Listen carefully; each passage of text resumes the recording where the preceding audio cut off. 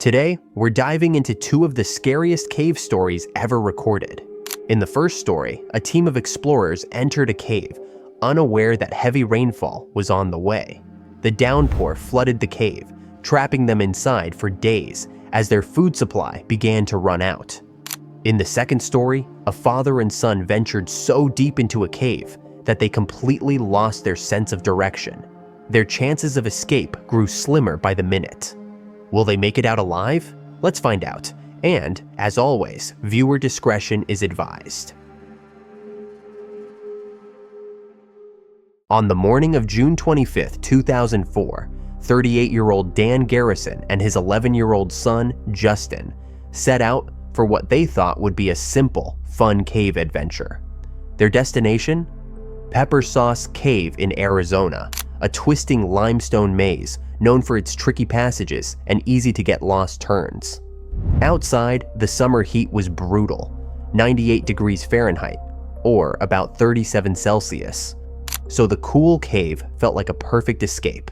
Dan had promised this trip to Justin as a birthday gift, hoping it would be a special memory for them to share. But in his excitement, Dan made two dangerous mistakes that would turn this day into a nightmare. First, he forgot to pack extra batteries for their flashlights. And second, he didn't tell anyone, not even his wife, where they were going. These simple oversights would soon put both their lives on the line. Dan, usually a careful man, let his enthusiasm and his past experience in the cave years ago make him overconfident. By around noon, father and son arrived at the entrance of Pepper Sauce Cave, ready for their adventure, completely unaware of the danger waiting inside. They stepped into the mouth of the cave, a dark opening in the rocky hillside that seemed to swallow them whole. The moment they crossed the threshold, the heat of the desert disappeared, replaced by the cool, damp air of the underground world. They flicked on their flashlights, beams cutting through the thick darkness. The passages twisted and turned like a stone maze, sometimes opening into roomy chambers, other times squeezing down so tight they had to crawl on their hands and knees. The jagged rocks scraped at their clothes and skin, but the thrill of exploring kept them moving. Justin eagerly pointed out odd-shaped formations, and Dan explained how, over thousands of years, dripping water had carved these tunnels. After about 2 hours of exploring, they reached a spot known as the Book Room, a chamber named for the logbook left by previous visitors. They scribbled their names inside, marking the date and time, feeling proud of how far they had come. By now, they had passed through countless winding passages, and even used a fixed rope left by others to reach this deeper section. The book room felt different, larger, with enough space to stand and move freely. It gave them a brief moment to catch their breath, but they had no idea the real danger was still ahead. As the excitement of their adventure wore off and hunger started creeping in, Dan decided it was time to head back to the entrance. They turned around, expecting to easily retrace their steps. But almost immediately, they faced a troubling realization. The passages all looked the same. What had felt like a straightforward path on the way in now appeared like a confusing maze of twists and turns. Familiar spots looked different, almost as if the cave had shifted around them. The tunnel Dan was sure they had come through now split into three, and none of them seemed right.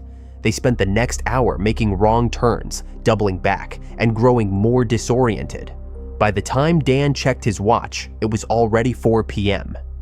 The cold, about 50 degrees Fahrenheit, made them shiver as fatigue set in. They were lost, and no one outside even knew they were here. They ate some snacks to keep up their energy, but it did little against the cold, heavy darkness pressing in around them. Each passage led to another, and each chamber opened into more tunnels, all blending together in the dim light. They had no map, no experience with complex caves, and no clear way to tell which direction led to safety. Dan checked his flashlight. Its beam was already growing weak. With no extra batteries, he knew the darkness would soon become their worst enemy. Inside the book room, they found a notebook and a pen left behind by other explorers. Using the small compass on Dan's wristwatch, they started sketching the paths they took, marking dead ends and noting any unique features they could spot. By 10 p.m., their flashlights were fading fast. Their snacks were gone and their water was running dangerously low. Their map revealed something unsettling. Many of the tunnels looped back on themselves, making the maze even harder to figure out. As midnight neared, Justin fought to stay awake, his energy fading. Dan found a patch of sandy ground where his son could rest, telling him to lie down while he kept exploring nearby. Justin curled up on the hard floor, using his thin jacket as a pillow. What had once been a cool, comfortable temperature now felt bitterly cold as their body heat drained away into the ground. Dan checked on Justin often, his worry growing as he saw how uncomfortable and vulnerable his son looked in the dark, freezing cave. When they finally had to turn off their dying flashlights to save what little power remained, the darkness became absolute. Dan figured they had been trapped inside the cave for over 12 hours now, and the thought that no one even knew they were missing gnawed at him. Morning had already arrived in the world above, but deep inside Pepper Sauce Cave, time seemed to stand still. Dan's watch now read 7 a.m. They had been underground for 19 hours.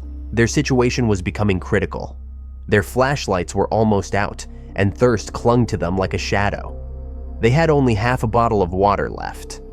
Dan carefully rationed it, giving most of it to Justin and taking just enough for himself to wet his dry, cracked lips. Despite everything, Justin stayed surprisingly calm for an 11-year-old.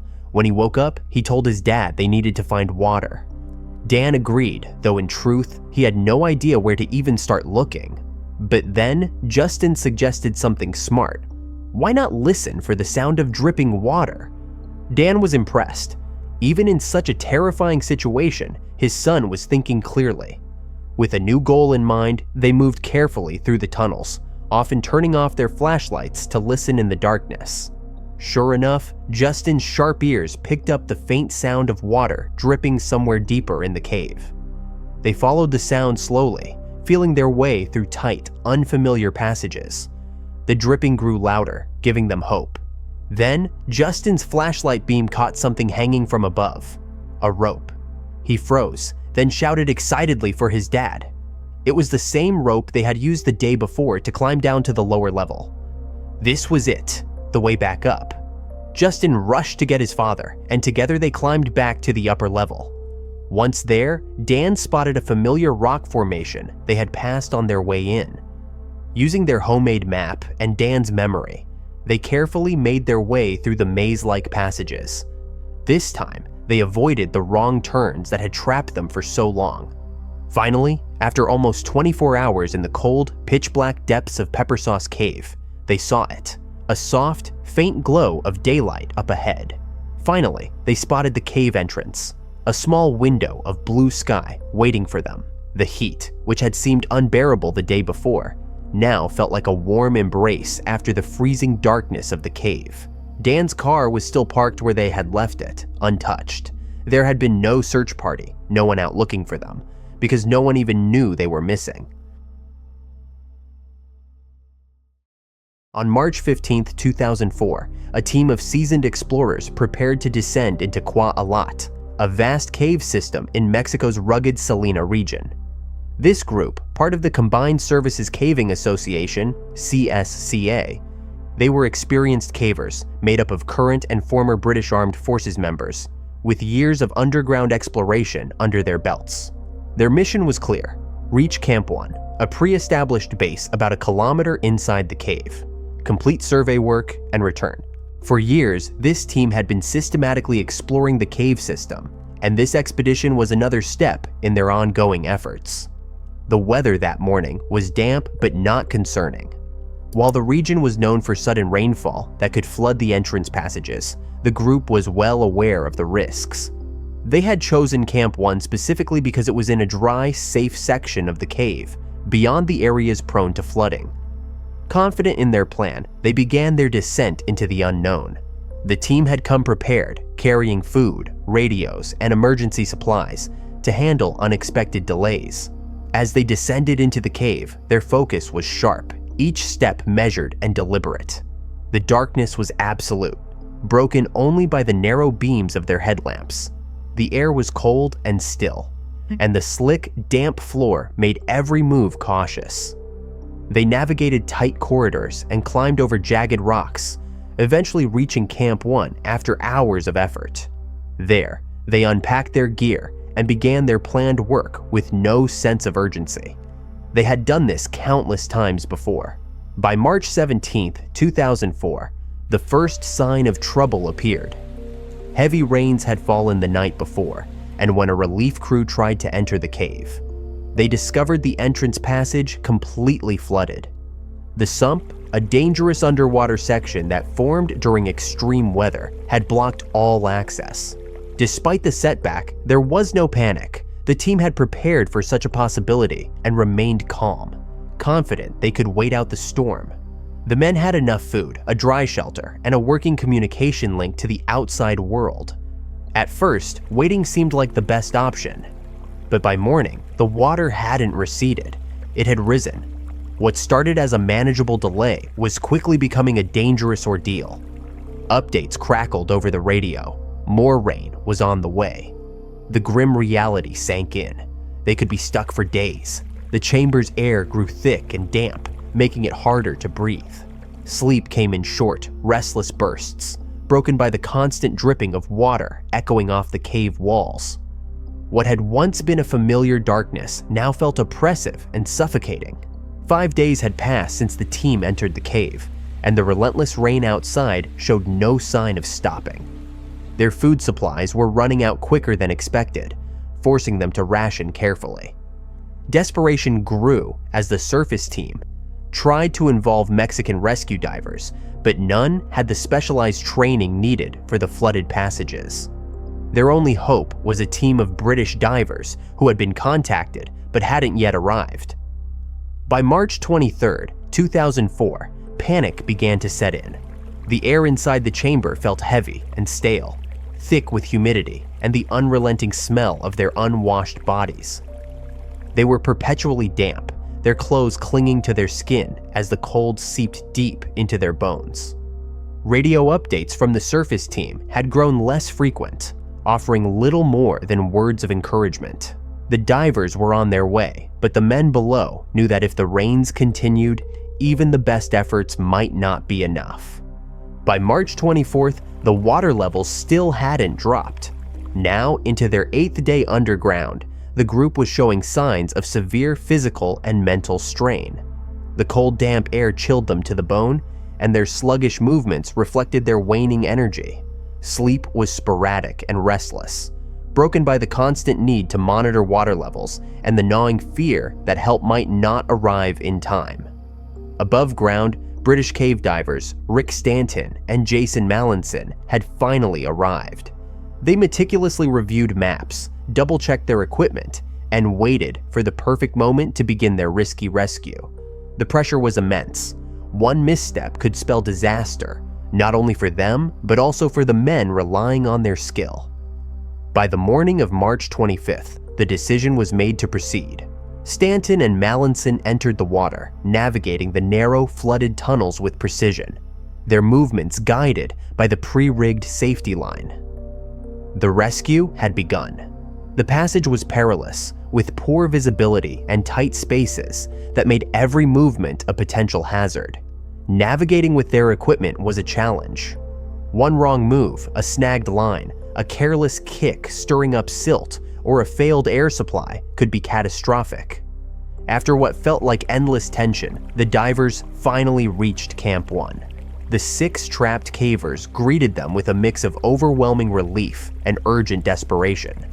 Though exhausted, there was no time to rest. The divers handed out extra air tanks and gave clear, precise instructions. Each caver would be guided out one at a time through the flooded tunnel, a process that would take hours. Slowly, one by one, the cavers submerged into the icy water, placing their trust in their rescuers.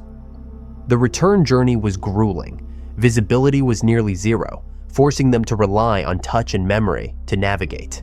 Every second underwater was a battle against rising panic and the instinct to thrash and flee. After 9 painstaking hours, the entire group emerged from the cave's grip and stumbled into the open air. Their relief was short-lived. A storm of camera flashes greeted them, reporters shouting questions, and officials scrutinizing their every move. Though physically unharmed, the emotional toll of their ordeal weighed heavily on them, leaving a mark that no storm of media attention could erase. The team was taken to a military hospital for evaluation, where the weight of the past 8 days began to sink in. They had defied the odds and survived, but the consequences of their ordeal were only starting to unfold. In the days that followed, the situation took a dramatic turn. The Mexican government, under pressure from growing public outrage and intense media scrutiny, detained the entire expedition team. Authorities began questioning their true intentions in the cave. The presence of military personnel among the cavers, along with specialized radon testing equipment, fueled wild accusations. Speculation ranged from secretive geological exploration to espionage. Exhausted and confused, the team suddenly found themselves at the center of an international controversy. The British government quickly stepped in, negotiating for their release amidst mounting tensions between the two countries. Meanwhile, the media ran rampant with theories. Were the cavers spies? Were they illegally mining for resources? Every possible scenario was thrown into the spotlight, intensifying public curiosity and diplomatic strain. After 3 days of relentless questioning, the cavers were formally charged with failing to disclose the scientific purpose of their trip and lacking the necessary research permits. Despite no evidence of wrongdoing, they were expelled from Mexico, banned from returning, and escorted onto a flight back to the United Kingdom under diplomatic watch. Back home, the team faced a different storm. While some praised their survival and courage, others harshly criticized their decision to embark on such a risky expedition. The media frenzy eventually subsided, but the experience left deep scars on all involved.